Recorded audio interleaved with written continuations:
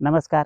सध्या 2-3 दिवसापासून सतत झिमझिम पाऊस चालू आहे. सूर्यप्रकाश नाही आहे, ढगाळ वातावरण आहे आणि अशा वातावरणामुळे आपल्या फळबागेमध्ये बुरशीला आणि रोगांना अनुकूल असे वातावरण तयार झालेले आहे. झाडावर, फळावर आणि जमिनीवर सतत ओलावा असल्यामुळं ह्या रोगांचं प्रमाण खूप वाढण्याची शक्यता आहे. म्हणून आपण अशा वातावरणामध्ये ह्या रोगांवर आपण काय उपाय करू शकतो आणि आपल्या फळांना आणि झाडांना कसं वाचवू शकतो, याविषयी आपण थोडक्यात माहिती या व्हिडिओतून घेणार आहोत. आता आपल्याला काय करायचं आहे, की सतत पाऊस चालू आहे, झिमझिम पाऊस चालू आहे. मग आपण अशा वातावरणामध्ये बुरशीनाशकांची फवारणी जरी घेतली, पण ते पाऊस आल्यामुळं आणि लगेच धुतली गेल्यामुळं त्याचा झाडांना उपयोग होणार नाही आणि आपला खर्चही वाढेल. अशा वातावरणामध्ये आपण ट्रायकोडर्मा, सुडोमोनास बॅसिलस यांचा स्प्रे घेतला, तर चालू पावसामध्ये सुद्धा त्यांचं काम चालू राहणार आहे.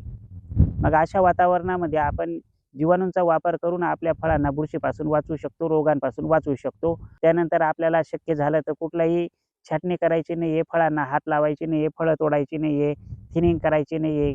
अशी कुठलीही आपल्याला झाडांना जखमा करायच्या नाही आहेत, जेणेकरून जखमा होतील आणि परत बुरशीचा प्रसार जास्त वाढेल. म्हणून ह्या वातावरणात आपल्याला कुठल्याही जखमा करायच्या नाही आहे, झाडांना कुठलाही हात लावायचा नाही आहे. रोग हा जो येतो हा कुठलीही बुरशीनाशकं मारून किंवा औषधं मारून हा कधीच कंट्रोल होत नाही. रोग कंट्रोल होण्यासाठी रोग बागेमध्ये येऊच नये याच्यासाठी आपल्याला अगोदरपासून तयारी करावी लागते. सर्व व्यवस्थापन करावं लागतं, नियोजन करावं लागतं. म्हणून आपण जर पावसाळी वातावरणामध्ये जर सर्व व्यवस्थापन नियोजन केलं आणि योग्य परिस्थितीमध्ये आपण योग्य निर्णय घेऊन त्या गोष्टी जर केलेल्या असल्या, तर रोग येत नाही. रोग आला बी थोडाफार, तरी आपल्याला एवढं घाबरण्याचं कारण नाही. कारण की अशा वातावरणामध्ये सतत पाऊस जरी चालूच असला, तरी सर्वच फळांवर रोग येईल असं होत नाही. म्हणून मग आपण ते रोग येऊ नये याच्यासाठी अगोदर काळजी घेतली पाहिजे, अगोदर नियोजन केलं पाहिजे. सध्या अशा कंडिशनमध्ये जर समजा आपलं काही नियोजन राहिलं असेल, काही अडचणींमुळे काही रोग येऊ नये अशी भीती वाटत असेल, तर आपण अशा वातावरणात ट्रायकोसुडोबॅसिलस यांचा स्प्रे घेऊ शकतो. आपल्या फळांना बुरशीपासून वाचवू शकतो. आपल्याला स्प्रे करताना एक काळजी घ्यायची आहे, की आता सध्या सतत पाऊस चालू असल्यामुळे बागेमध्ये तणांचं प्रमाण वाढलेलं आहे. गवत फार झपाट्याने वाढलेले आहेत. मग अशा वाढलेल्या गवतांमध्ये स्प्रे घेताना आपण काळजी घ्यायची आहे. आपण गमबूट घालूनच स्प्रे करायचा आहे आणि शिवाय पुढं काठीने वगैरे असा दणका मारून किंवा काठीने आवाज करून मगच आपल्याला पुढं जायचं आहे, याची काळजी घ्यायची आहे. तर बरेचसे शेतकरी मित्र काय करतायत, ते आपल्या फळांची साईज व्हावी यासाठी ड्रिपमधून काही ना काही औषधं सोडत असतात. मग असं ढगाळ वातावरण आहे, सूर्यप्रकाश नाही आहे, सतत झिमझिम पाऊस चालू आहे, झाडाची पानं ओली आहेत, फळं ओली आहेत आणि अशा कंडिशनमध्ये आपण जर ड्रिपने पाणी दिलं आणि पाण्याबरोबर औषधं सोडली, तर ती औषधं झाड घेईलच असं आपल्याला सांगता येत नाही. कारण की झाड केव्हा पाणी घेऊ शकतं, मुळांद्वारे पाणी केव्हा उचलतं, ज्यावेळेस वरती पानं कोरडं असतील, वरती हवा मोकळी असेल आणि सूर्यप्रकाश असेल, त्यावेळेस झाड मुळीतून अन्नद्रव्य आणि पाणी घेत असतं. पण आपण आता ड्रिपने कितीही अन्नद्रव्य दिली, कितीही खतं दिली, तरी ते झाड घेईलच असे नाही. मग आपण दिलेली खते आणि दिलेली औषधे ते ड्रिपने दिली तरी ते जमिनीतच निघून जाणार आहे, त्याचा झाडाला कुठलाही उपयोग होणार नाही. म्हणून आपण ड्रिपने देण्यासाठी खतांवर जो खर्च केलेला असतो, तो खर्च पण आपला वाया जातो. म्हणून अशा कंडिशनमध्ये आपण झाडाला त्याच्या पद्धतीने ह्या वातावरणाशी लढू द्यायचे. झाडाला आपण कुठलाही त्रास द्यायचा नाही. झाडाची पाण्याची गरज ही वरच्या पाण्यातून भागते. त्याच्यामुळं झाड आपण दिलेलं पाणी घेणार नाही. उलट तिथं मुळ्यांना जास्त दलदल होईल, ओलावा होईल आणि उलट त्या आपण दिलेल्या खतांमुळं तिथं जास्त ओलावा असल्यामुळं त्या पाण्यातून मुळ्यांना त्रास होईल. मुळ्या तिथं सडण्याचं प्रमाण वाढू शकतं. मुळ्या सडू शकतात, मुळ्यांना निमॅटोड वाढू शकतं, मुळ्यांना बुरशी वाढू शकते.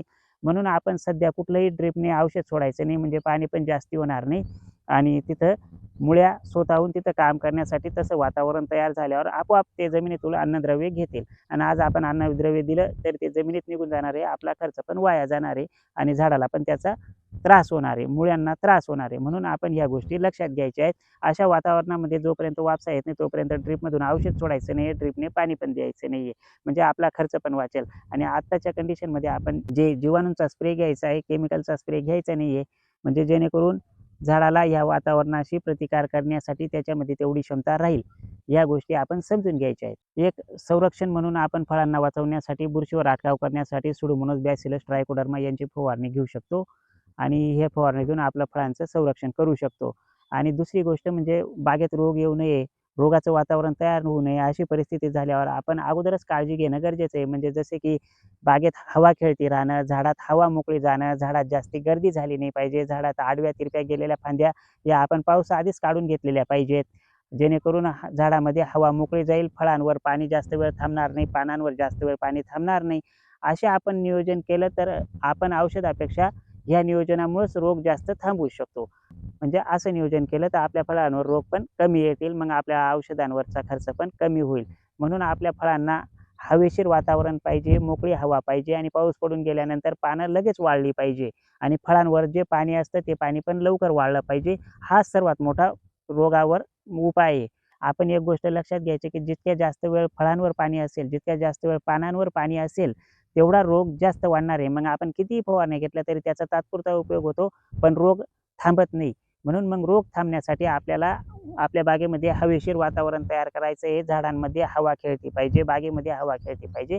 या गोष्टी आपण समजून घेणं महत्त्वाचं आहे. नुसतं औषध हे रोगावर कधीच काम करत नाही आहे. म्हणून नियोजन, व्यवस्थापन ह्या सर्व गोष्टी महत्त्वाच्या आहेत. आपल्या झाडांवर रोग का येतात, रोग येण्याची कारणे काय आहेत, फळं खराब का होतात, कूच का येते, म्हणजे वेगवेगळ्या बुरशी का वाढतात, आपण ह्या गोष्टी समजून घेतल्या पाहिजे. औषध हे रोगावरचा उपाय नाही आहे. ज्या दिवशी आपण या गोष्टी समजून घेऊ त्या दिवशी आपला खर्च हा कमी होईल आणि उत्पन्न वाढेल.